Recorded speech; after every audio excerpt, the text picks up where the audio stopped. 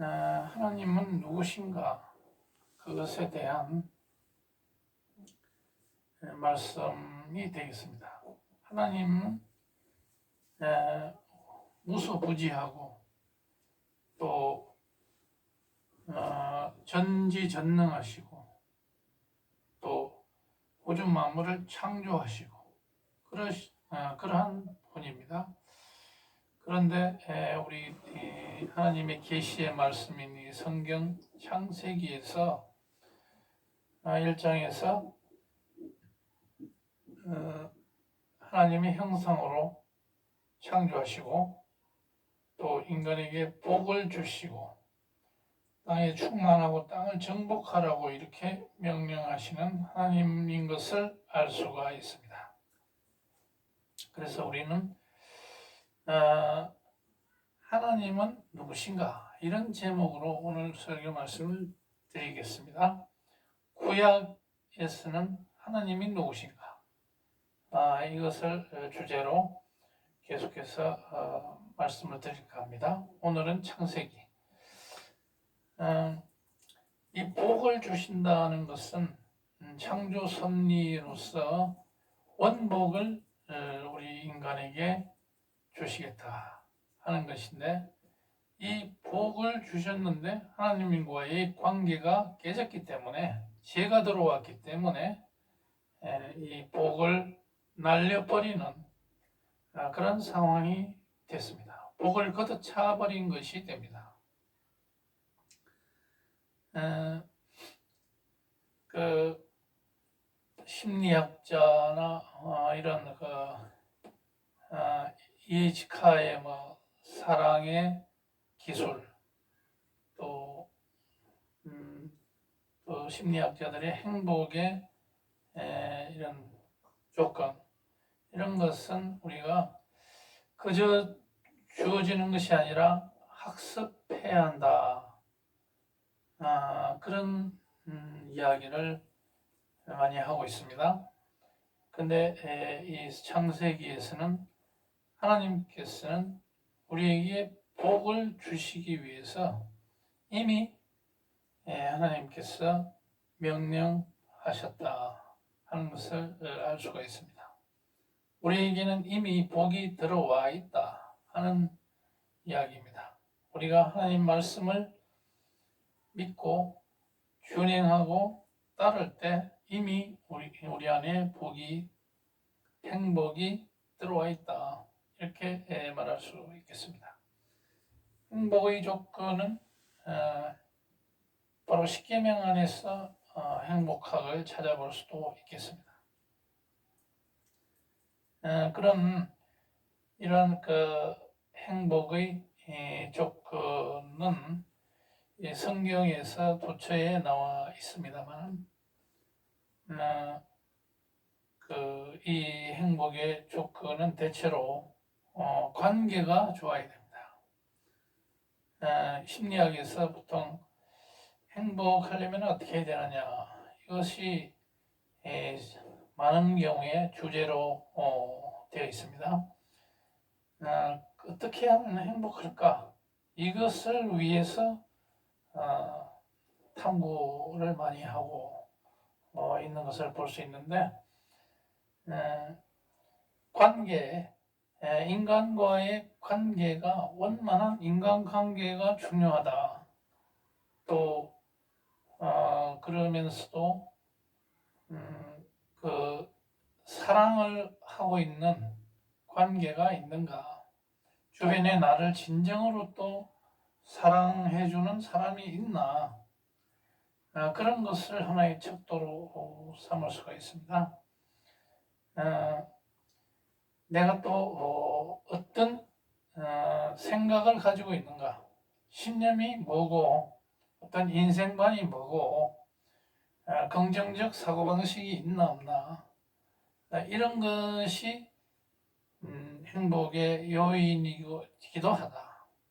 어떤 분명한 목표가 있어서 표대를 향해서 나아가는 그런 우리의 나날이, 우리의 일상의 나날이 그러한 목표의식을 갖고 나아가고 있나, 이런 것도 하나의 행복이 원천이 되겠습니다. 원만한 인간관계가 있느냐 없느냐. 그런데 우리 성경에서는 하나님과의 바른 관계에 있을 때 우리는 바로 행복하다. 하나님과의 관계, 이웃 사람과의 관계, 이런 사랑의 관계가 있을 때 우리는 행복에 이미 다가와 있다. 이렇게 말할 수 있겠고, 그런데 우린 육신적으로 또 세상적으로 봤을 때 주변에 나를 진정으로 사랑해주는 사람이 있다면 우리는 그만큼 마음을 놓고 행복한 나날을 보낼 수가 있을 것입니다. 그만큼 걱정거리가 없을 것입니다. 그런데 정말 나를 진정으로 사랑해주는 사람은 부모님밖에는 없는 것 같습니다. 부모님은 어떤 그 조건 없는 사랑을 해주시는, 그래서 부모님이 돌아가시면은 주변이 쓸렁하고 바로 고아가 된 그런 기분이고, 그래서 항상 불안한 그런 나날이 될 수가 있습니다. 그런데 고아들은 일찍이 초등학교 때부터 벌써 자기를 진정으로 위해주고 이렇게 챙겨주는 사람이 없기 때문에 오히려 그 사람들은 어릴 때부터 독립심이 강하기 때문에 결국은 잘 헤쳐나가면 성공할 수가 있고, 또 그것을 극복하지 못하면 불황자나 그 범죄와 연루되는 그런 인생을 살아가는 경우가 많습니다. 그래서 이 고아들, 우리는 부모님이 우리를 사랑해 주든지 계시든지 안 계시든지 어떻게 보면 우리는 전부 고아나 마찬가지입니다. 설사 부모님이 계시더라도 나를 극진히 아껴주시는 부모님이 계시더라도 우리는 진정으로 따지고 보면 의지할 데 없는 고아나 마찬가지입니다. 그렇기 때문에 하나님과 진정한 사랑의 관계를 맺고 있을 때 우리는 안심하고 살아갈 수 있습니다. 육신적인 부모가 없이 어릴 때부터 이 사람 저 사람 손에 넘어가서 할머니 손에서 큰다든지 아주 그 불행한 어린 시절을 겪은 사람들도 이 하나님을 만났을 때 다시 하나님이 진정으로 사랑한다는 것을 느낌으로 인해서 삐뚤어지지 않고 정말 사회에서 훌륭한 빛과 소금의 역할을 하는 사람들이 많이 있는 것을 볼 수 있습니다. 그것은 바로 하나님의 사랑 때문에 그렇다. 하나님의 사랑을 알고 이 사랑을 받아들이는 사람은 우리가 세상에 허허벌판에 이렇게 던져져 있어도 끊기지 않고 결국은 빠른 길로 나가게 되고 풍성한 울타리, 풍성한 나무를 형성하게 되고 그 밑에 풍성한 물가가 있는 그런 인생을 살게 된다 하는 것입니다. 그만큼 하나님과의 관계가 중요하다. 그런데 우리는 육신적으로 어떻게 생활하고 있습니까? 어릴 때부터 IQ가 좋아야 된다. 그래서 1, 2등 해야 된다. 어디 가다 1, 2등 해서 좋은 성적을 내서 인서울 대학이나 스카이 대학이나 이런 데 가야 인생이 잘 풀리고 육신적으로 행복하다 이렇게 생각하는 사람이 많은데 요즘 통계를 보면 오히려 대학을 잘 간 아주 우수한 대학으로 가서 나중에 별 볼 일 없이 되어 있는 경우가 많습니다. 왜냐하면 인생이라는 게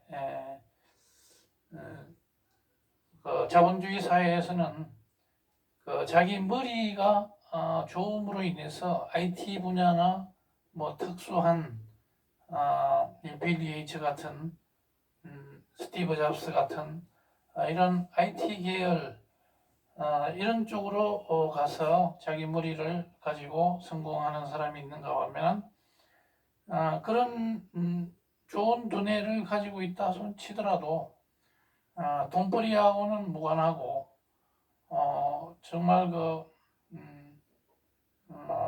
어렵게 살아가는 사람들이 많이 있는 것을 볼 수 있습니다.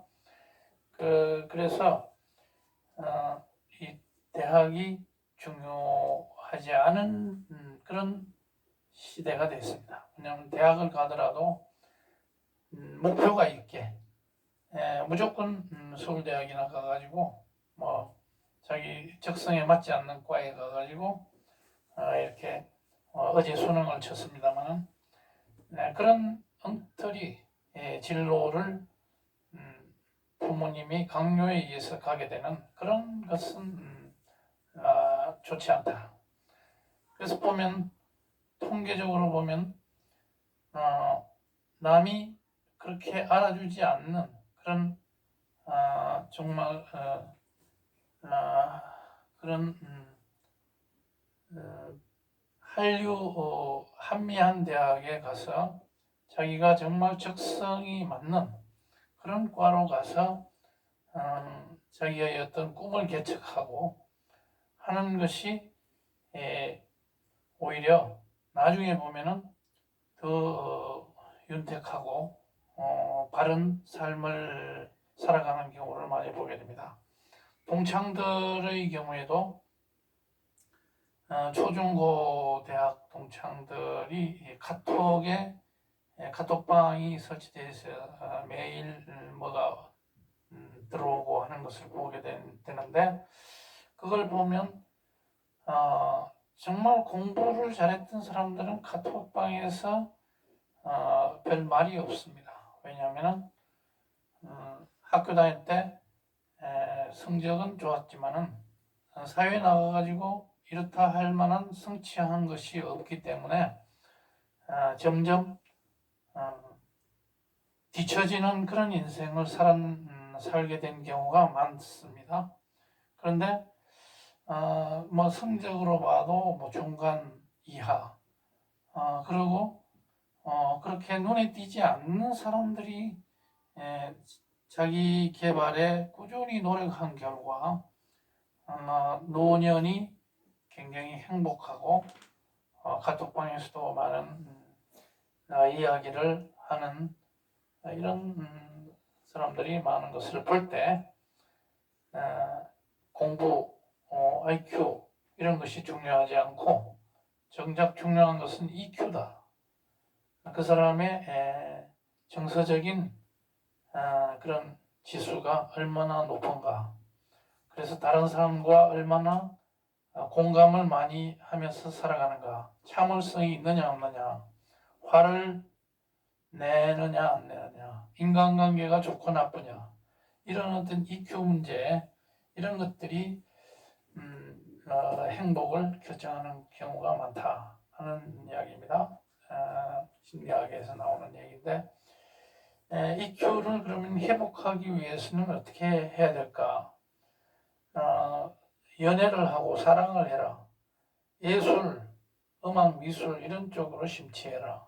그런데 우리는 교회 내에서는 성령을 받아서 성령을 통해서 하나님과 교제하는 이런 삶 가운데서 우리는 EQ 지수를 높일 수 있다 하는 것입니다. 그래서 행복이란 행복하려면은 부지런해야 되겠습니다. 첫째는.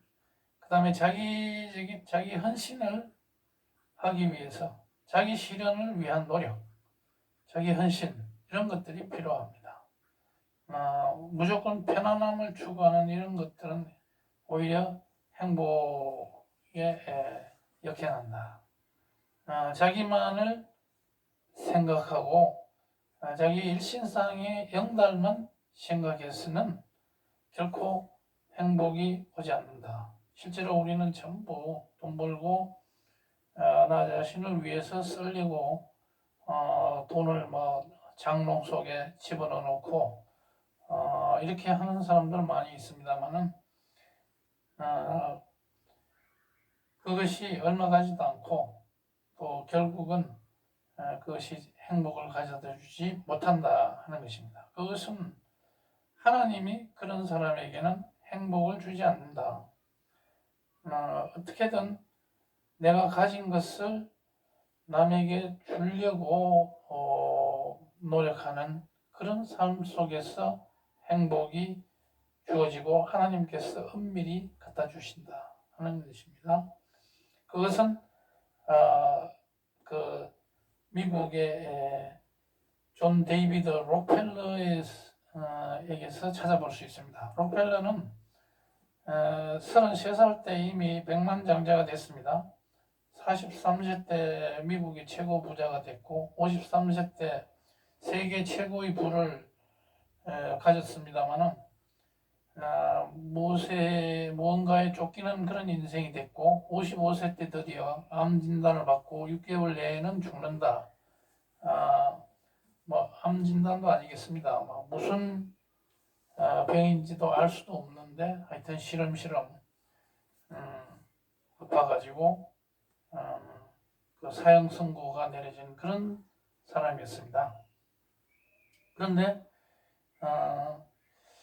그 사람이 병원에서 걸려있는 어떤 액자를 보고 그것이 사도행전 20장 35절 주는 것이 받는 것보다 복이 있다 이런 말씀이 있는 것을 보고 바로 교회를 세우고 이것을 실천하는 삶으로 탈바꿈해서 그 이후에 거의 43년을 더 살았다. 이런 얘기가 있습니다. 완전히 병에서 회복이 돼가지고 그런 것을 보더라도 완전히 자기가 가진 것을 내어줄 때 하나님은 그 사람에게 예수님의 생명을 그 사람에게 넣어주는 것을 우리가 알 수 있습니다. 그래서 행복은 퍼주는 인생이라 해야 된다. 그 다음 자기 실현을 위해서 노력하는 그런 사람이 되어야 되겠다. 그 다음 성경의 그 갈라디아서의 5장 22절에 나오는 절제를 해야 된다. 배고프다고 무조건 많이 먹고 또 자기가 하고 싶다고 모든 것을 다 하는 이런 인생에게는 행복이 없다. 어떻게든지 절제하는 그런 습관이 필요하다. 또 타인에게 관심을 가지고 투자하고 배려하는 그런 마음을 늘상 가질 때 하나님께서는 행복을 주실 것이다. 그 다음 갈라디아서 5장 1절에서 나오는 자유하는 마음, 자율성 있게 그런 살아가는 자세가 있을 때 행복하다. 이 군대 생활처럼 완전히 속박이 돼서 꼼짝 못하는 이런 것이 계속되면 정말 지옥이나 마찬가지죠. 그리고 가정 대부분의 경우에 가정의 행복이 바로 행복과 진정한 행복과 직결된다 이렇게 말하는 심리학자들 많이 있습니다.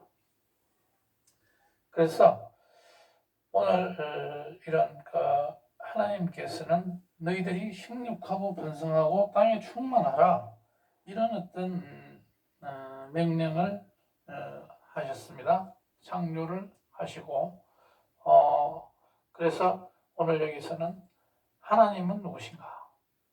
우리에게 복을 주시는 하나님이신 것을 알 수가 있습니다. 이런 복을 주셨는데도 우리가 그 하나님과의 관계를 저버리고 하나님의 그 명령을 거스르고 그렇게 해서는 절대 우리가 하나님이 주신 이 복을 찾을 수가 없을 것이다. 그래서 행복은 부유한 것도 있습니다. 혁신적으로 우리가 부유할 필요도 있는데 그러한 나눔이 또한 그 나눔 가운데 하나님께서 우리에게 이런 행복을 알게 모르게 주신다 하는 것을 우리가 깨닫고 하루하루를 이 하나님 말씀 가운데서 살아가고 또 뭐겠습니까? 이 사회에서 지금도 광화문 광장에 민주주의를 위해서 또 주사파 척결을 위해서 애쓰고 계시는 이런 정광훈 목사님 이런 많은 사람들이 있습니다. 여기에 우리가 십시일반으로 거기에 직접 동참하든지 그 계좌에 돈을 넣어줘서 그 사람들이 마을 자유마을을 가꾸는데 주사파를 척결하는데 우리가 적극적으로 동참해야 되겠습니다. 그렇지 않고 가만히 앉아서 우리 사회가 좋아질 것이다. 이렇게 해가지고는 절대 주어지지 않습니다. 바로 주사파들이 우리 온 나라를 휩쓸고 종국에 가서는 북한 김정은에게 나라를 송두리째 넘겨주는 이런 일이 있어서는 절대 안 되겠습니다. 그래서 행동하는 정의, 행동하는 양심, 이런 행동하는 믿음, 행동하는 기도, 기도만 하고 행동하지 않는다면 그것은 또 기도하고 믿는다 하고 행동하지 않는 이런 삶은 진정한 믿음이라고 할 수가 없겠고 우리의 행복을 남에게 도둑놈에게 맡겨놓는 이런 꼴이 되는 것입니다. 그래서 우리는 이런 똑바로 생각을 가진 이런 사람들에게 힘과 지혜를 쏟아주는 이런 우리의 1천만 성도들이 돼야 되겠고 또 지금 뭐 급한 것이 주사파 척결에 있는데 동성애라든지 또 WCC 문제라든지 NCCK 문제라든지 이런 그 좀 더 덜 중요한 국회 보수 정당이 다수당을 차지하게끔 1년 반 남아있는 이러한 총선에서 이길 수 있도록 힘을 모으는 것이 제일 중요합니다. 그렇게 되면 동성애 문제도 해결되고 또 WCC 문제도 해결되고 뭐 대부분의 그 다음에 차별금지법도 해결이 되고 그럴 것이기 때문에 거기에 우선순위가 뭔지를 분명히 이해하는 대형교회 목사들을 내가 충고하는 것입니다. 그 사람들에게 내가 충고하건대 사소한 일에 몰두하지 마라. 정말 진정으로 중요한 것이 뭔지를 깨닫고 거기에 동참하는 여러분이 됐으면 좋겠습니다. 오늘 다 같이 설교로서 기도로서 오늘 우리 나라를 건질 수 있도록 다 같이 기도하시겠습니다.